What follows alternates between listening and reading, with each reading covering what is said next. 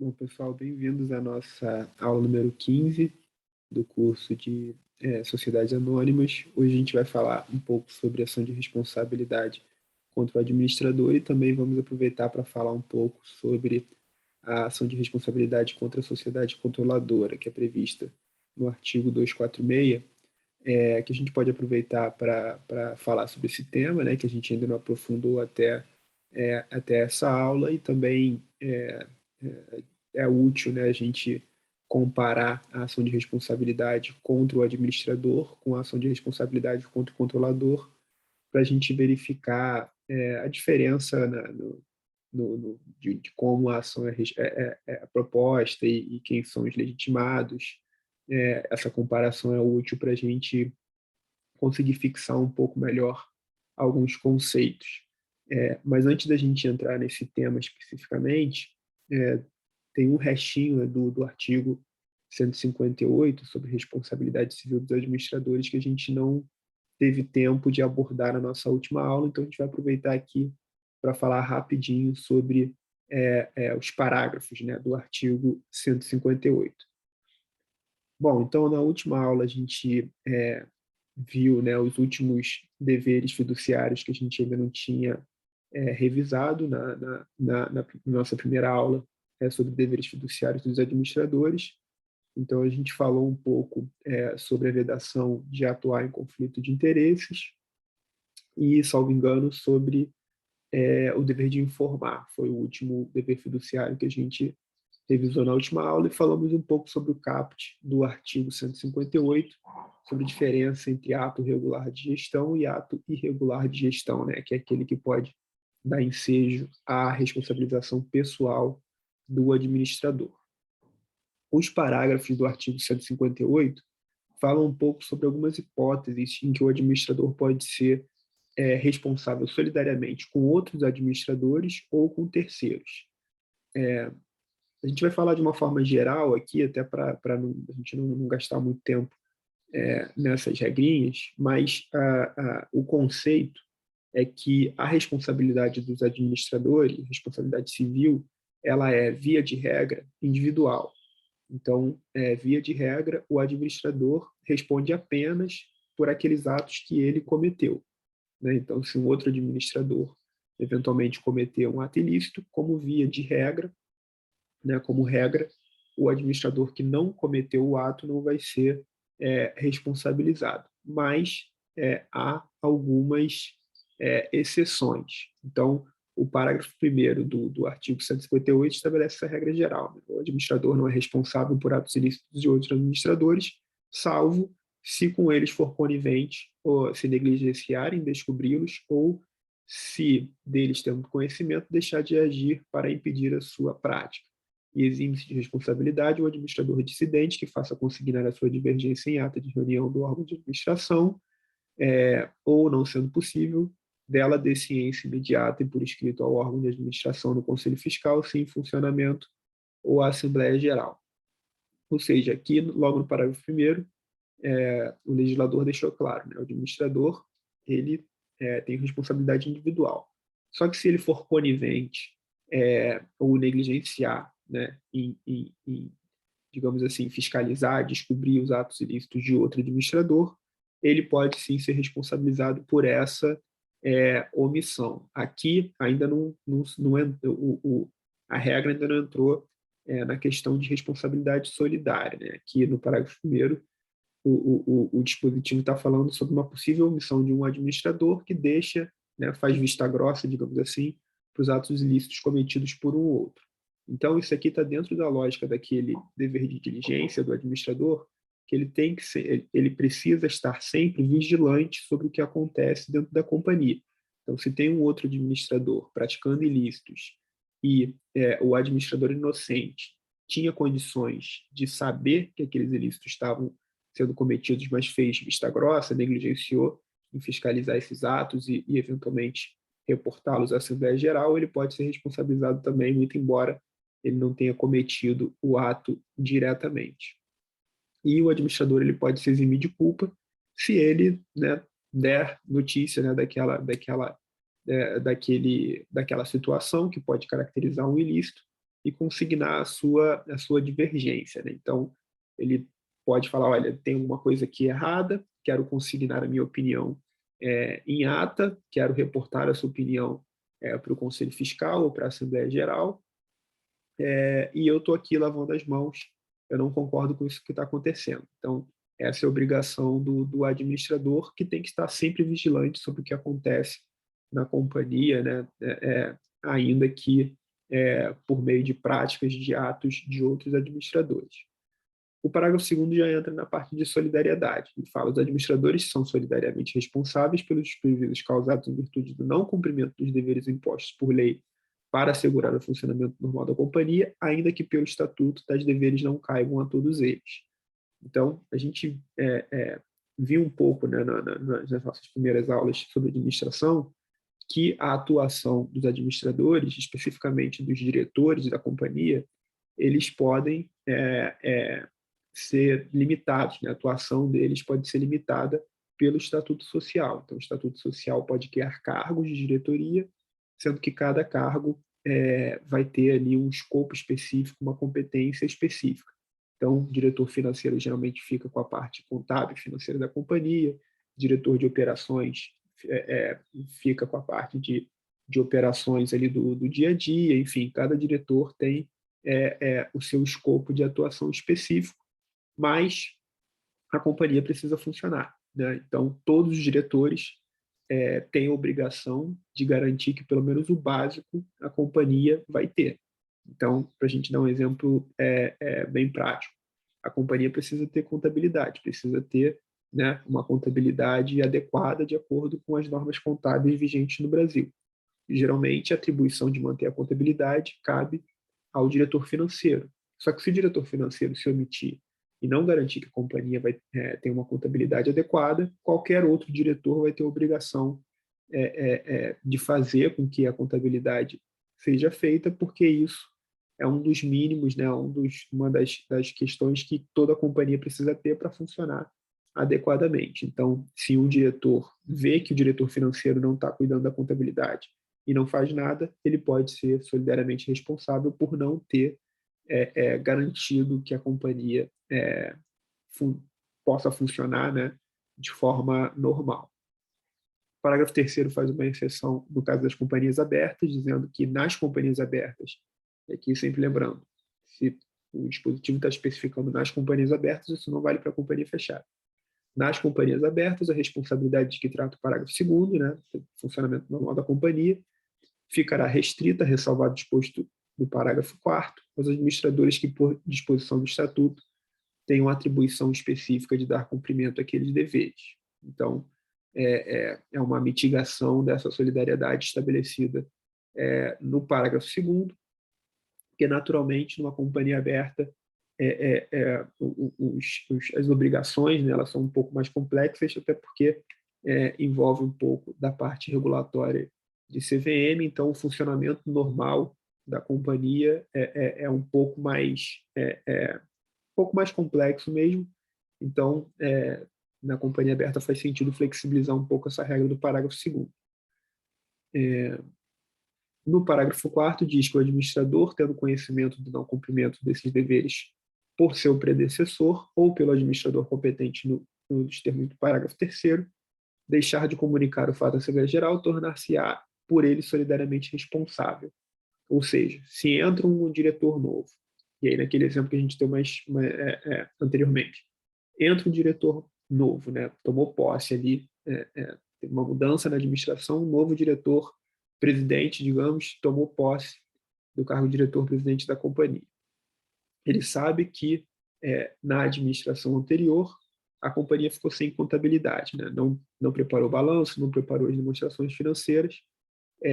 Ele tem a obrigação de informar isso à Assembleia Geral para que ele, né, na condição de novo administrador, se exima de responsabilidade, porque se ele não alertar a Assembleia Geral sobre esse fato, tendo conhecimento da irregularidade, obviamente, ele pode ser considerado ali conivente, né, com essa falha da administração anterior. Então, sempre que um novo administrador assume o posto, assume o cargo de administrador da companhia, e ele sabe que o administrador anterior não adotou os atos necessários para que a companhia funcionasse de forma normal, ele precisa reportar essa irregularidade para a Assembleia Geral, para que ele possa se eximir de responsabilidade, sob pena de, se não o fizer, ele ser considerado solidariamente responsável com o administrador anterior que deixou, né, de cumprir as suas obrigações. E, por fim, no parágrafo 5º, o dispositivo diz que o administrador será responsável solidariamente com aquele que concorrer com a prática, para a prática do ato, com a violação da lei ou do estatuto. É uma regra um pouco parecida com aquela que tem no Código Civil, de que quando 2 ou mais pessoas concorrem para a produção do mesmo ato, e esse ato gera dano, né, ato ilícito gera dano a terceiros, essas pessoas que concorreram para o ato podem ser solidariamente responsáveis pela indenização dos danos causados. Aqui a lógica é muito parecida. Se o administrador praticou um ato ilícito que causou dano à companhia ou a terceiros, e só que na prática desse ato ilícito outras pessoas contribuíram para a geração daquele ato, o administrador pode ser responsabilizado solidariamente com esses terceiros que contribuíram para a produção do ato danoso, né, do evento danoso. Então, é uma regra alinhada com aquela regra geral do Código Civil de responsabilidade solidária quando 2 ou mais agentes concorrem para a produção do mesmo ato. Bom, de uma forma bem rápida, né, essas são as hipóteses do artigo 158, que estabelecem aí essas exceções à regra geral de que a responsabilidade do administrador é individual. Bom, então passando aqui para o nosso próximo tópico, do artigo 153 ao artigo 157, a gente tem lá na lei dos SA os deveres fiduciários dos administradores. Artigo 158, as regras para responsabilidade, para definição, né, da responsabilidade civil do administrador. E aí, no artigo 159, a gente tem uma regra procedimental sobre a ação de responsabilidade do administrador.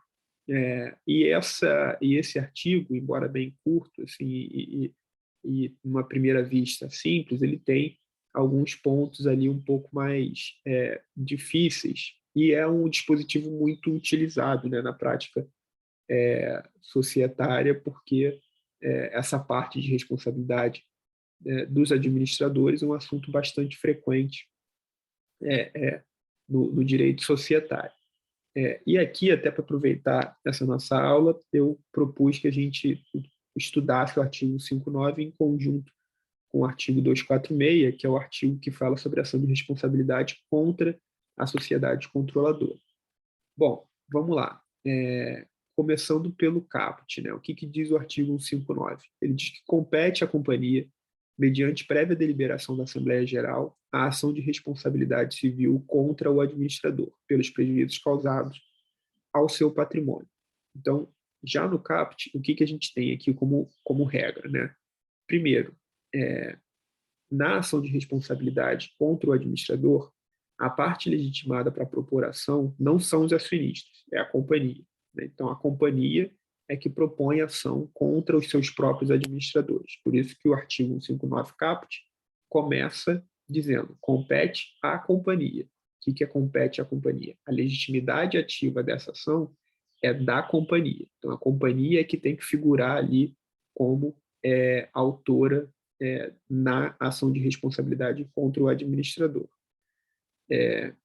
E essa ação ela é ajuizada, né, ela é proposta mediante prévia deliberação da Assembleia Geral. Então, quem decide se a ação vai ser proposta ou não é a Assembleia Geral da companhia. Então, os acionistas, reunidos em Assembleia Geral, deliberam se a companhia vai propor ação de responsabilidade contra os seus administradores por violação, né? Obviamente, essa ação sempre vai ser por violação de alguns dos deveres fiduciários dispostos lá no artigo 153 a 157, obedecidos os critérios de responsabilização do artigo 158. E essa ação vai ter como finalidade, né, pleitear indenização pelos prejuízos causados ao patrimônio da companhia por aquela violação cometida pelo administrador, ou seja, o artigo 159 está dispondo aqui sobre uma ação de indenização, né? Sempre vai ser uma ação de indenização por perdas e danos sofridos pela companhia. Bom, aí vem o parágrafo 1º. O parágrafo 1º diz: a deliberação poderá ser tomada em Assembleia Geral Ordinária e, se prevista na ordem do dia, ou for consequência direta de assunto nela incluído, em Assembleia Extraordinária. Duas coisas que são importantes sobre esse dispositivo. Primeiro, como regra geral, esse assunto de responsabilidade dos administradores, né, vai vir à tona de uma forma mais natural na Assembleia Geral Ordinária. Por que vai vir à tona de uma forma mais natural na Assembleia Geral Ordinária? Porque a Assembleia Geral Ordinária, que é aquela que acontece nos primeiros 4 anos do exercício social, todos os exercícios sociais, né? Então, todo ano, todo exercício social, nos primeiros 4 meses, a companhia realiza uma Assembleia Geral Ordinária. É nesse momento que os acionistas vão deliberar sobre as contas dos administradores. Então, se os acionistas reprovam as contas, naturalmente dessa reprovação pode, né, pode advir uma deliberação de responsabilização dos administradores cujas contas foram reprovadas. Por isso, e aqui a gente já pode aproveitar para falar, nosso ponto 9 aqui vou até corrigir aqui que a numeração está errada, nosso ponto 9 da ementa, que diz que a exoneração que diz sobre a exoneração de responsabilidade dos administradores pela aprovação de contas, que é o que está disposto no artigo 134, parágrafo 3º, que diz basicamente que a aprovação de contas sem ressalvas dos administradores exoneram os administradores de responsabilidade. Então, qual é a lógica, né, para resumir isso tudo? Todo ano, quando os acionistas deliberam sobre a aprovação de contas dos administradores, se eles decidem aprovar sem ressalvas as contas, é porque eles estão dando uma exoneração, uma quitação de responsabilidade dos administradores. Estão falando, olha, está tudo certo com a gestão que vocês fizeram, nós não temos nada a reclamar. Só que se os acionistas decidirem ou reprovar ou aprovar com ressalvas as contas, aí é uma sinalização dos acionistas de que alguma coisa deu errado. Então, os acionistas estão falando, olha, administradores, alguma coisa que vocês fizeram errado aqui nesse ano, a gente não vai aprovar sem ressalvas as suas contas e naquilo que as contas foram reprovadas, os acionistas podem deliberar, propor uma ação de responsabilidade civil contra os administradores. Nas Assembleias Gerais Extraordinárias, você não tem aprovação de contas, né? A aprovação de contas acontece só na Assembleia Geral Ordinária, conforme lá o que está disposto, salvo engano, no artigo 132, né, que fala sobre as matérias que são deliberadas na Assembleia Geral Ordinária. Só que, se na Assembleia Geral Extraordinária surgir algum assunto que possa implicar na responsabilidade dos administradores, ou de um administrador específico, aí sim,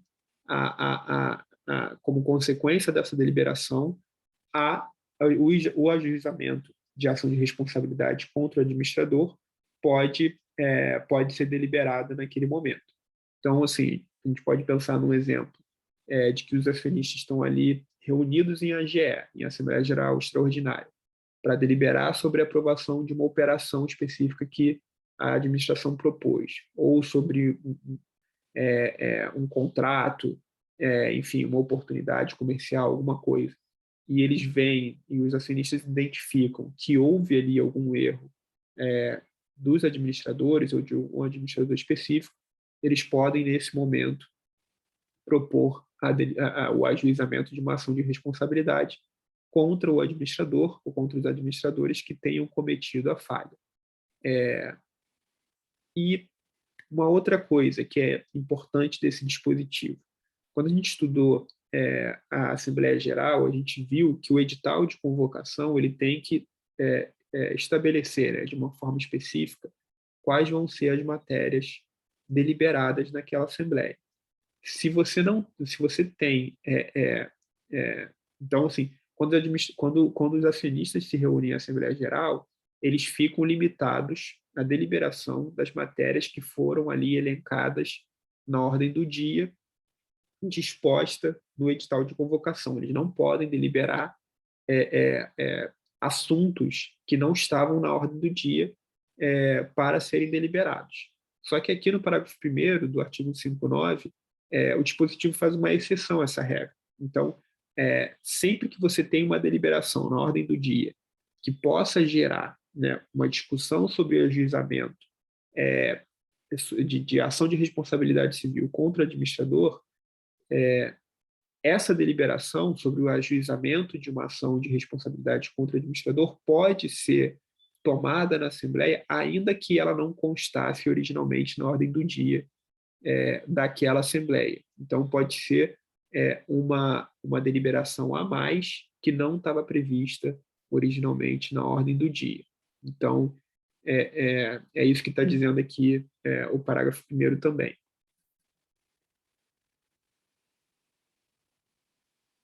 Bom, aí o parágrafo 2º diz que o administrador ou administradores contra os quais deva ser proposta a ação ficarão impedidos e deverão ser substituídos na mesma Assembleia, ou seja, se os acionistas decidem ajuizar uma ação de responsabilidade contra os administradores, esses administradores naturalmente são afastados naquela Assembleia que aprovar o ajuizamento da ação, porque eles, enfim, perderam condições, né, perderam a condição de continuar como administradores da companhia, já que eles vão ser demandados judicialmente por ela.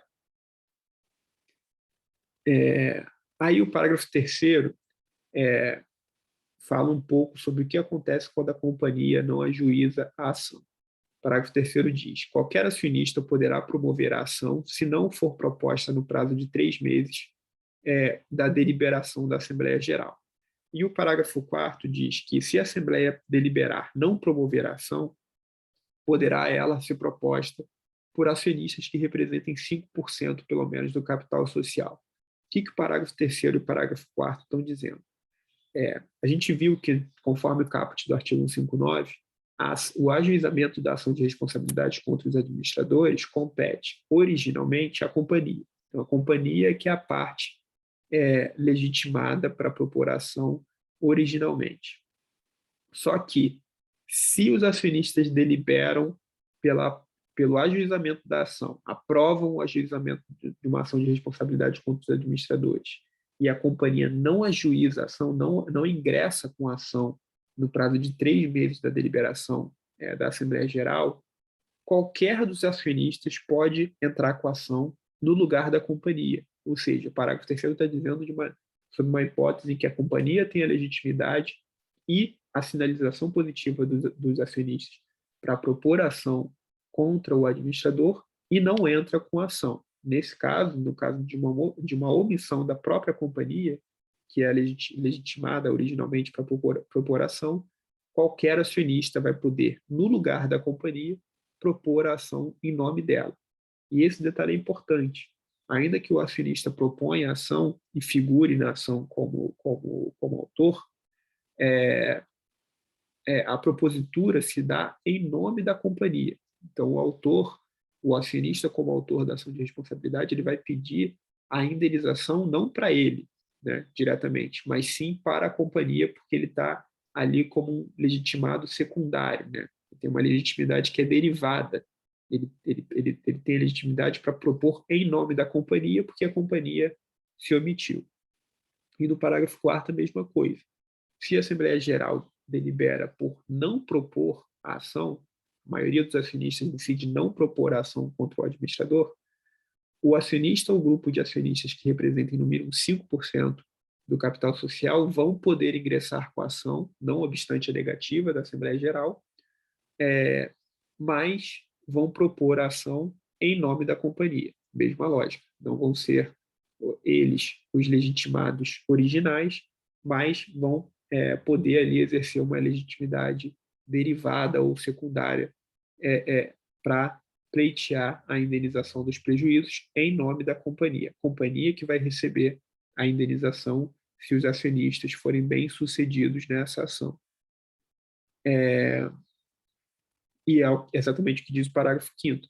Os resultados da ação promovida por acionistas deferem-se à companhia, mas esta deverá indenizá-lo até o limite daqueles resultados de todas as despesas que tiverem incorrido, inclusive correção monetária e juros dos dispêndios realizados. Ou seja, sempre que você tiver um acionista entrando com a ação em nome da companhia, conforme parágrafos 3º ou 4º, o pedido de indenização, né, se ele for deferido, a indenização vai ser paga para a companhia, porque é ela que sofreu o prejuízo causado pelo administrador, e o acionista que propôs a ação vai ser apenas indenizado pelos custos que tiver incorrido no ajuizamento dessa ação.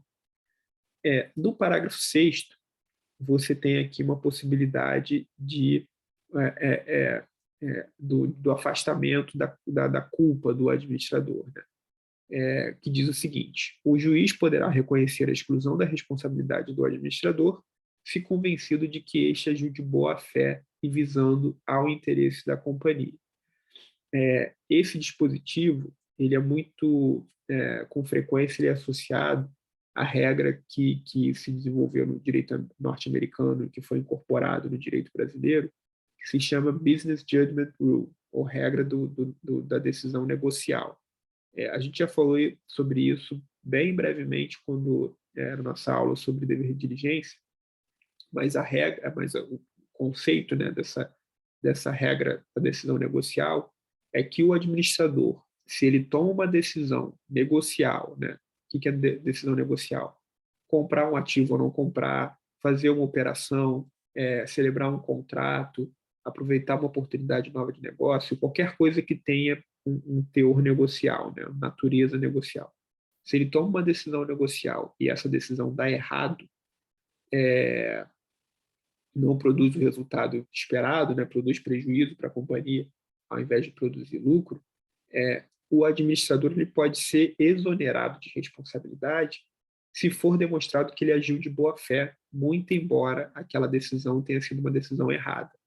Então, se o administrador, por exemplo, decide que a companhia deve aproveitar uma nova oportunidade de negócios, que estava dentro do escopo de atuação dela, né, tinha relação com o objeto social, mas essa oportunidade dá errado e a companhia acaba tendo prejuízo, o administrador ele pode ser exonerado de culpa se o juiz decidir que ele agiu de boa fé. Ele fala, olha, o administrador aqui estava coberto de boas intenções quando ele fez a companhia aproveitar essa oportunidade. Deu errado porque é a vida, o risco né, a condução da empresa, da atividade empresária, envolve risco, pode dar certo como pode dar errado, mas a gente não pode impor o risco da atividade empresarial inteiramente para o administrador, né? Não é só porque deu errado que o administrador tem que ser responsabilizado.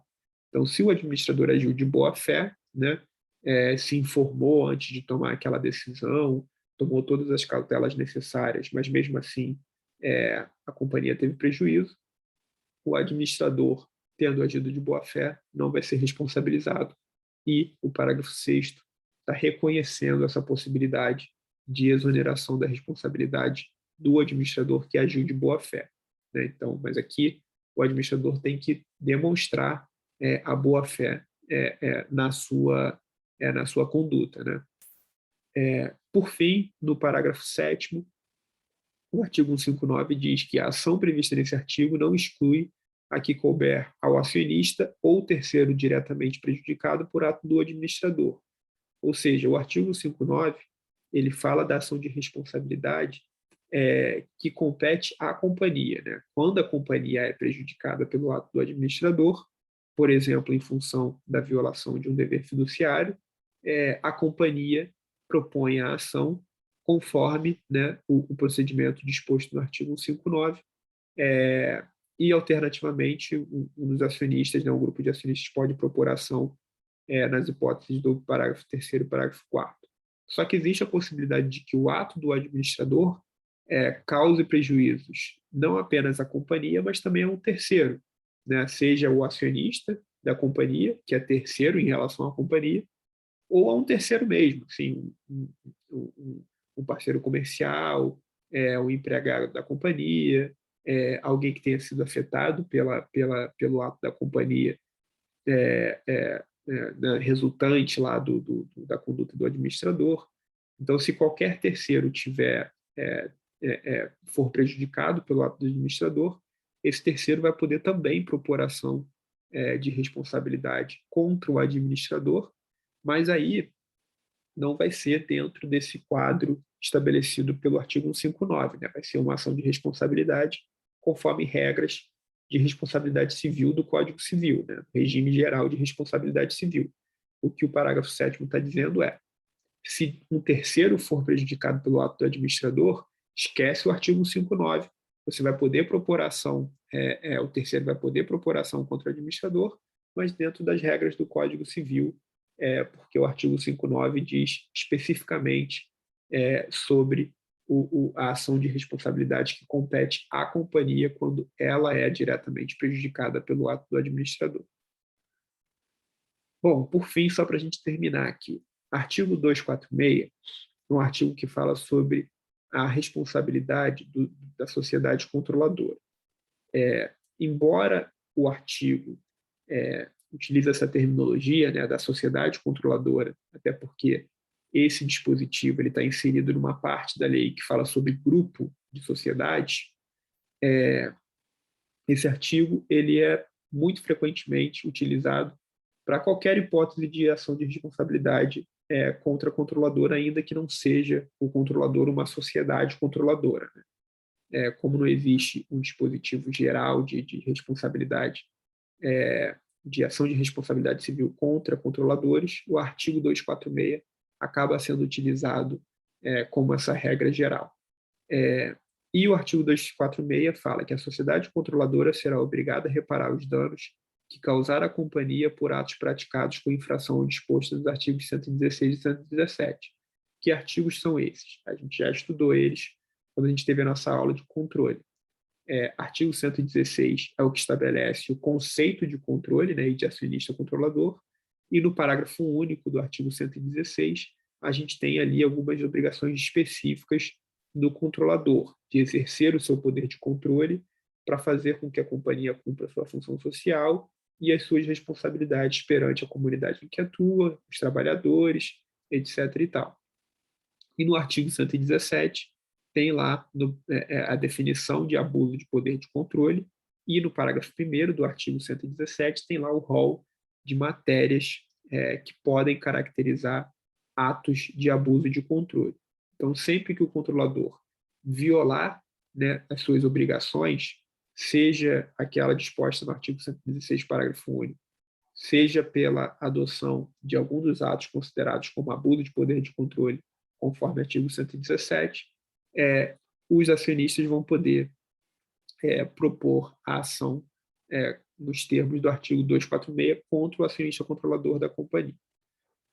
O parágrafo 1º diz que a ação para haver reparação cabe a acionistas que representem 5% ou mais do capital social ou a qualquer acionista, desde que preste caução pelas custas e honorários de advogado devidos no caso de a ação ser julgada improcedente. Então, a gente percebe que aqui, no parágrafo 1º, se estabelece uma diferença muito clara entre a ação de responsabilidade civil contra o controlador e a ação de responsabilidade civil contra o administrador. Ao passo que, nos termos do artigo 159, a ação de responsabilidade contra o administrador compete originalmente à companhia e apenas em algumas hipóteses, do parágrafo 3º e parágrafo 4º do artigo 159, os acionistas vão poder ajuizar a ação em nome da companhia. Aqui, no caso da ação contra o controlador, a gente vê que a legitimidade original para propor a ação compete aos acionistas e não à companhia. Então, diferentemente do artigo 159, no artigo 246, os acionistas é que têm a competência, a legitimidade para a propor ação de responsabilidade contra os administradores, contra o controlador, perdão. E o parágrafo 2º diz que a sociedade controladora, se condenada, além de reparar o dano e arcar com as custas, pagará honorário de advogado de 20% e prêmio de 5% ao autor da ação, calculados sobre o valor da indenização. Aqui uma outra diferença que a gente tem na ação de responsabilidade civil contra administradores e contra controlador. Enquanto na ação de responsabilidade contra administradores, o acionista, caso ele ingresse com a ação em nome da companhia e vença, né, e tenha o seu pedido considerado procedente, ao passo que lá na ação de responsabilidade contra o administrador, ele só vai ser indenizado pelas custas que ele teve para conduzir o processo. Aqui na ação contra a responsabilidade, na ação contra a sociedade controladora, ele não apenas pode ser, né, e não apenas é ressarcido pelos custos que ele incorre, mas também pode ganhar um prêmio de 5% por ter conseguido, né, um resultado positivo na ação. Então, é um incentivo que a lei dá para que o acionista proponha a ação contra o acionista controlador. Mas uma coisa que é igual nas duas ações, seja contra o administrador, nos termos do artigo 159, seja na ação contra o controlador, nos termos do artigo 246, é que em ambos os casos, a parte prejudicada é a própria companhia. Então, o pedido de indenização, ainda que formulado pelos acionistas, ele tem que ser um pedido de indenização para a companhia e não para o acionista, porque quem sofre o dano pelo ato de abuso do acionista controlador ou pela violação de dever fiduciário do administrador é a companhia. Então, o acionista ele tem que formular o pedido em nome da companhia, em benefício da companhia. Bom, eu acho que por hoje são esses os tópicos que a gente precisava revisar e então a gente pode parar por aqui e a gente se vê na próxima aula. Então, até mais.